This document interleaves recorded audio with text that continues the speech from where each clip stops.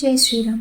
అసలు హనుమాన్ జయంతిని ఏడాదిలో 2 సార్లు ఎందుకు జరుపుకుంటారో ఈరోజు మనం తెలుసుకుందాం. శ్రీరామనవమి తర్వాత సరిగ్గా 6 రోజులకి హనుమాన్ జయంతి జరుపుకుంటున్నాం. రామాయణం సుందరకాండలలో వివరించిన ప్రకారంగా సీతను రావణుడు అపహరించినప్పుడు సీతమ్మని వెతుక్కుంటూ లంకకు బయలుదేరతాడు హనుమంతుడు. చివరికి ఒక మంగళవారం తెల్లవారుజామున అశోకవనంలో సీతమ్మ ఆశోకి కనిపెడతాడు. ఆ రోజు చైత్రమాసం చిత్ర నక్షత్రం పౌర్ణమి రోజు.